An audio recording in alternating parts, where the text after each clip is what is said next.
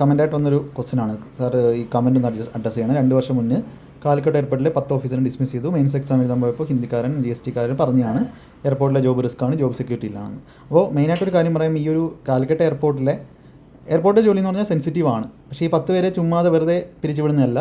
അതിന് തക്കതായിട്ടുള്ള കാരണങ്ങളുണ്ടെങ്കിൽ മാത്രമേ എന്ത് ചെയ്യത്തുള്ളൂ, ഡിസ്മിസ്സൊക്കെ ചെയ്യത്തുള്ളൂ. അത് അത്ര വലിയ കുറ്റമാണെങ്കിലേ ഡിസ്മിസ് ചെയ്യത്തുള്ളൂ.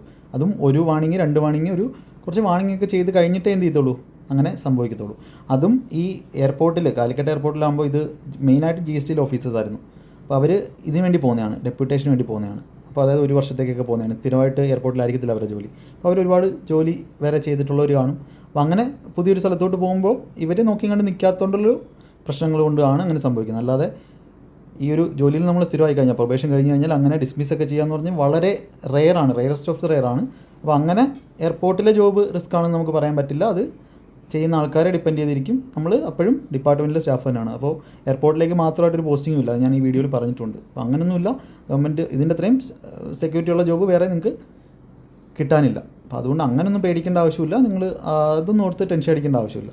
ഓക്കെ, അതൊന്നും സീനില്ല. വേറെ ഒന്നും ഇതിൽ കൂടുതൽ പറയാനില്ല.